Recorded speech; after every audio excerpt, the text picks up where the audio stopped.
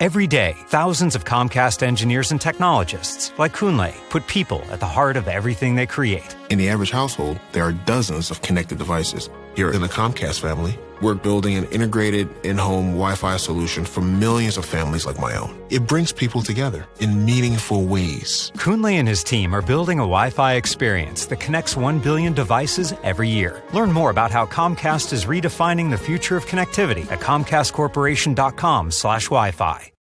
The spirit of innovation is deeply ingrained in America, and Google is helping Americans innovate in ways both big and small. Central Texas Regional Mobility Authority is using Google AI to create smarter tolling systems and improve traffic flow for Texans. This is a new era of American innovation. Find out more at g.co/American Innovation.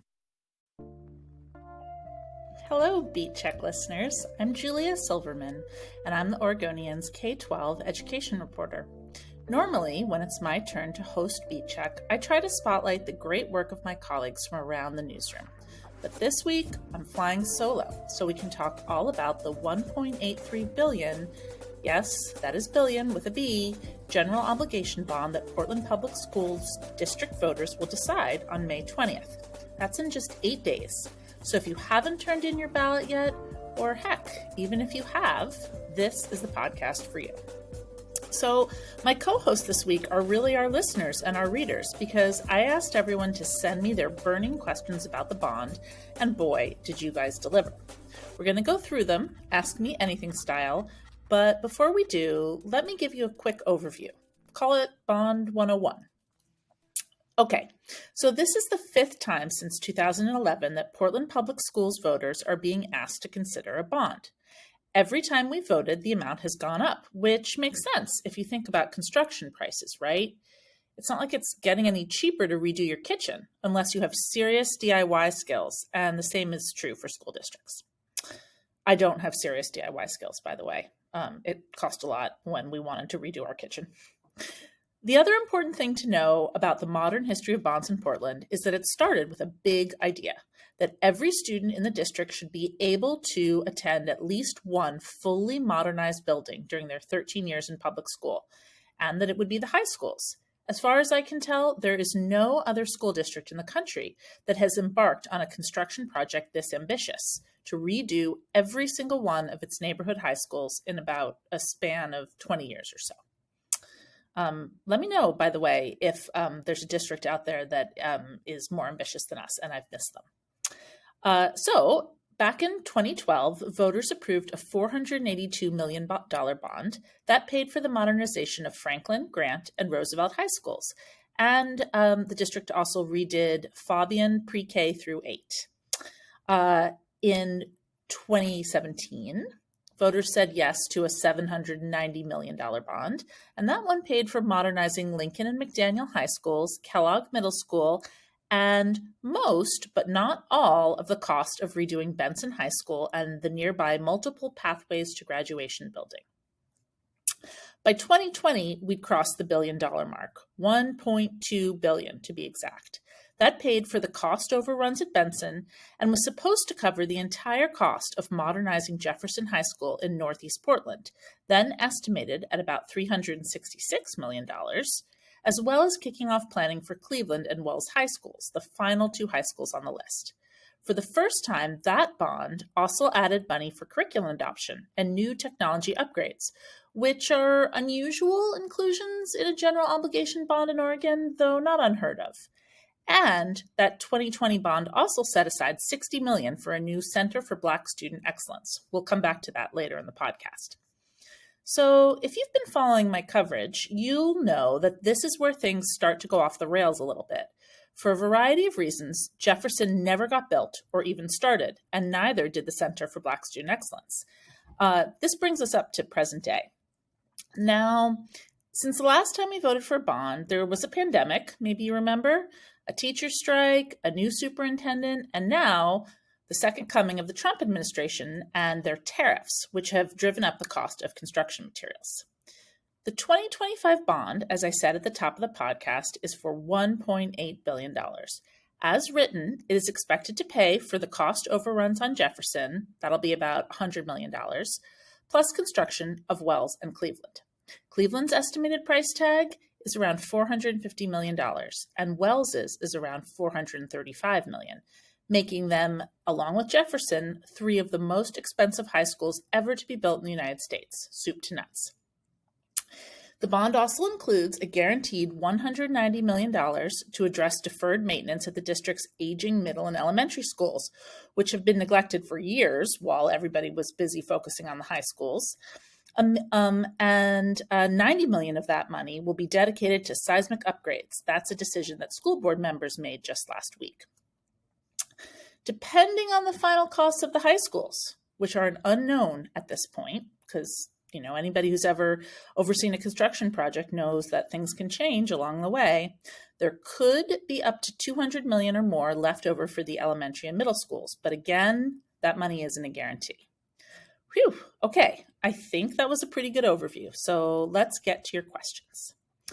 The number one question I have gotten about the bond from many readers: why the heck do these high schools cost so freaking much? This is a great question. I've tried to answer it in a couple of different stories that I'll link in the show notes. But in a nutshell, although TBH, this isn't going to be that short, but I'll try to just hit the high points. Okay, start with labor costs in Oregon. They are high.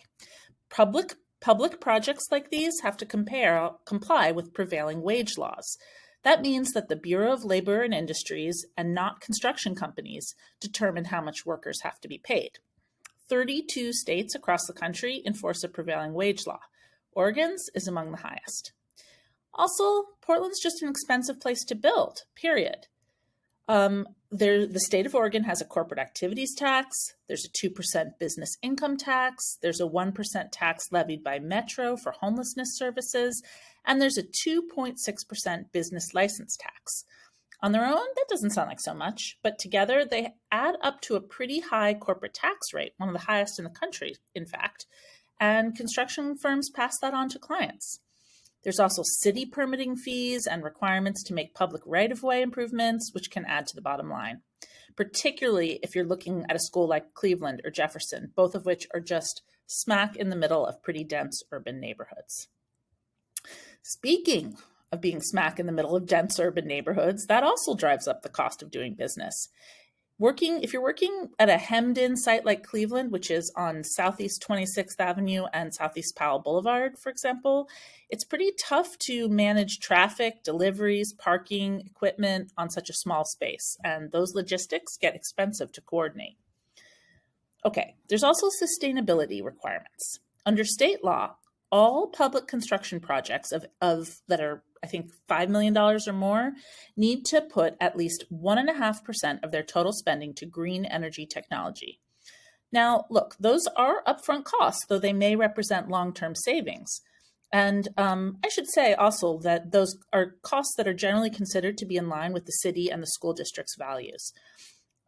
These three schools are also being built after the district's climate crisis response policy was passed, which mandates that all new facilities be constructed with fully electric building systems. So again, going all electric is in line with the school district's values, and it is also a more expensive upfront cost, even though it may save money in the long run. Okay. Here's another issue. Portland is simply not a major construction market. There's only a limited number of firms that can even bid for this work. So that makes it difficult to cut costs. And those contractors need to comply with the district's equity in contracting rules, which can take a financial toll both on timelines and on choosing subcontractors. Okay, we're not done. There's also the increasing cost of construction, which is known as escalation. Basically, the longer you wait to build, the higher the prices get. And also, each high school has what's called a design advisory group, people who get together and help shape what the design will look like. And, often, and you really can't blame these folks, they are designing for the ideal. Right? And that can mean elements like anything from a really big theater to show off an amazing high school dance troupe, or a teen parenting center, or a commercial grade kitchen. And all of that can add to the bottom line. Some of those elements have been pruned in an effort to save money, but some are remaining because of equity issues. In other words, if elements like a student health center have been added to some of the high schools that the district has already built, they're going to want to do them this time around too. Also, I promise this is my last one. Portland uses what's known as a construction manager general contractor model for their high school builds. So that basically means that they choose their contractor early on in the process, and then the contractor handles all subcontractor bids. Now, the district's CMGC costs are on the high side, a lot higher than those in neighboring Beaverton, for example, which is building a new high school right now, Beaverton High School. And district staff have said that they are looking for ways to cut down on those costs. Phew. That was a long answer, but it's an important question, and I hope that helps shed a little bit of light. Okay, a reader named Susan wanted to know how quickly tax rates would fall if the bond were to be voted down in May. That is an excellent question, Susan. It gets right to the pocketbook, which pretty much everybody cares about.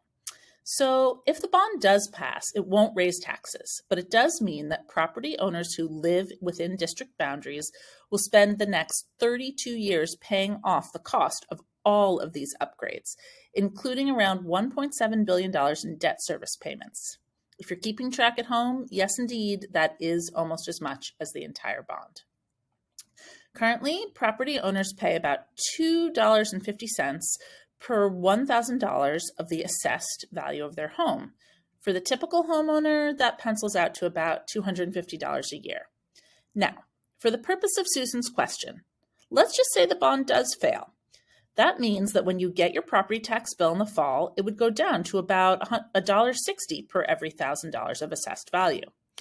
The school district does not care for this scenario. Not only has their bond failed, but now they would either have to majorly adjust the scope of their ask whenever they decided to make another try, whether that's next November or May of 2026, or they'd have to suck it up and tell voters that they were raising their taxes back to the original rate after that brief respite.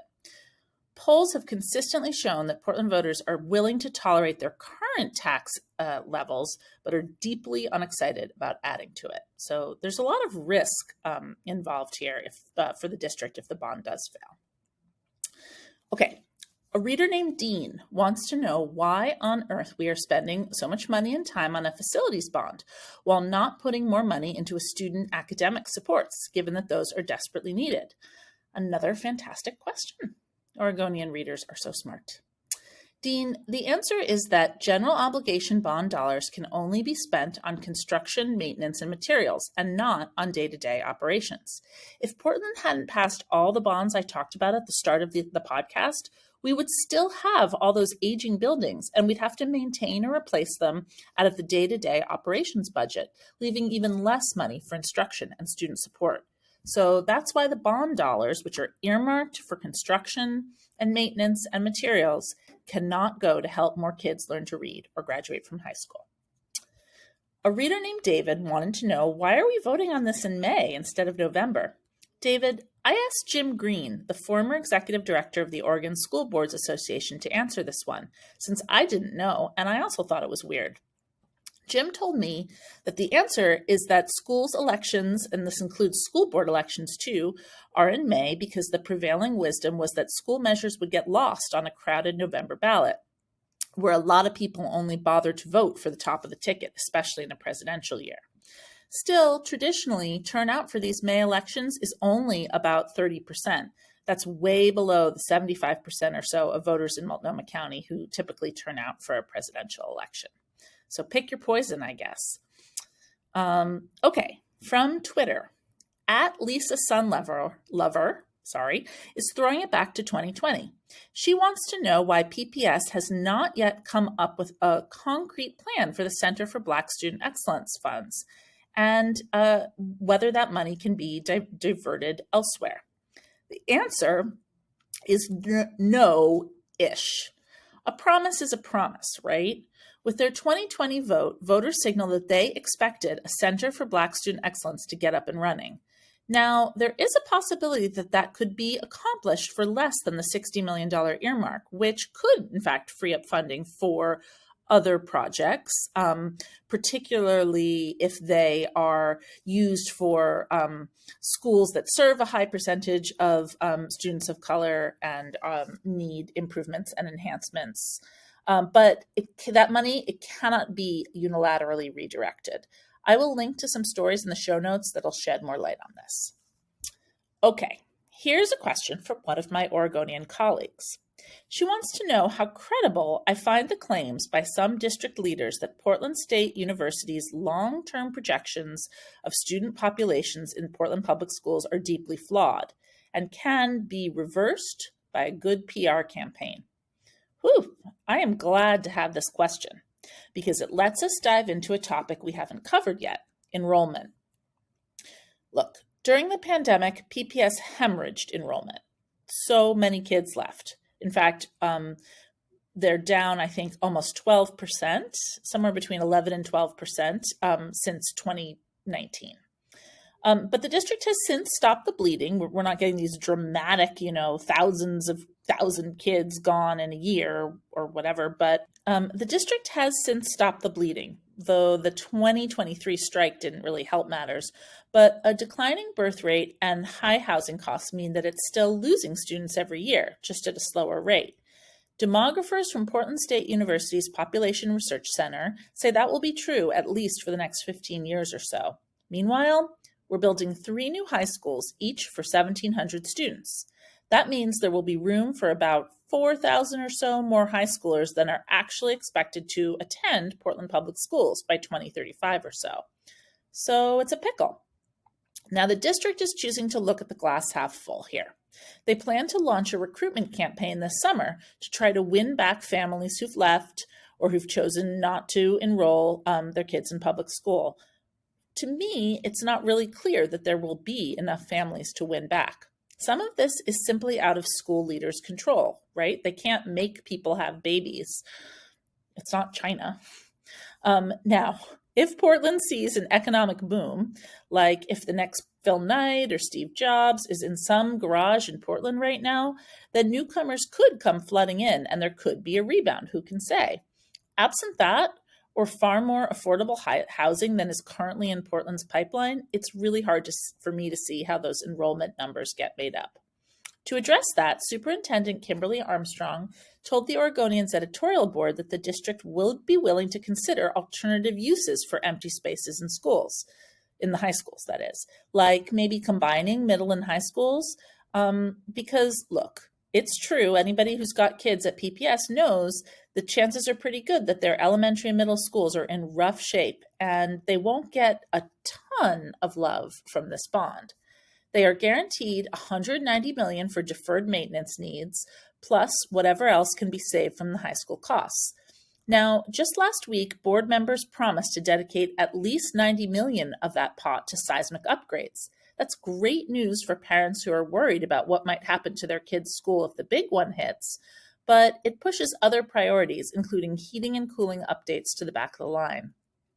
Having covered the disruptions to PPS kids' education from the ice storm in January of 2024, and also covered the days when school was canceled for some students but not others because it was too hot in their classrooms.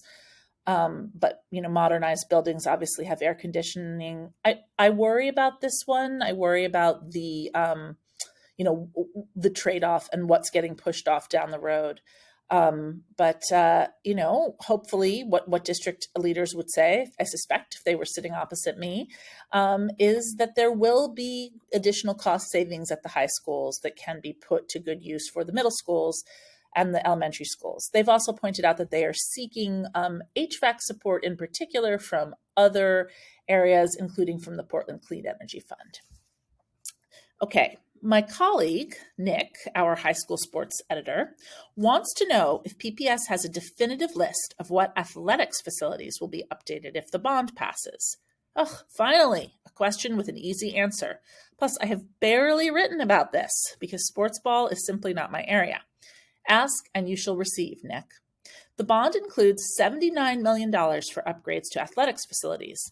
Side note, I know some people might see this as frivolous, but as the proud parent of 2 high school athletes, I would like to respectfully respond to such people that teams are a big reason that a lot of kids show up at school in the first place, keep their grades up, and in general stay anchored to their school community. Anyway, that $79 million would pay for multi-field sports facilities at Jackson Middle School in Southwest Portland and at the Marshall High School campus swing site in Southeast Portland. Those fields would be available for use by high school and middle school teams from across the city that currently have super limited practice space available to them. And there's funding there too for turf, lights, seating, and other improvements at Franklin, Grant, and Roosevelt high schools. Finally, reader Muriel wants to know whether I plan to vote for the bond. I am not going to answer that one. I'm going to cite journalistic ethics. That's my out. I cover this issue. I don't think it's super ethical for me to weigh in on it, but I would urge people to read both our editorial board's decision endorsement on this topic, which was a qualified yes, and Willamette Week's, which was a qualified no. Both were thoughtful takes on a tricky issue. Not to be vague, but I will say that I have changed my mind on this multiple times as I've reported on it. And I haven't filled out my ballot yet, so who knows? I could change my mind again. Please follow along for future coverage about the bond. I'm sure I'll be writing about it a lot more in the next 2 weeks. And I'll drop links to the relevant stories in the show notes. With that, I'll call it a wrap. Thank you so much for listening to Beat Check with the Oregonian. If you like this show, please give us a 5-star rating and review us in Apple Podcasts or wherever you listen to podcasts. It really does help people find the show. And hey, while you're at it, tell your friends. Help spread the word. But the single best way to support our journalism and podcasts and stories like this one is with a subscription to the Oregonian and Oregon Live. You can do that at OregonLive.com/pod support. Until next time. Thanks again.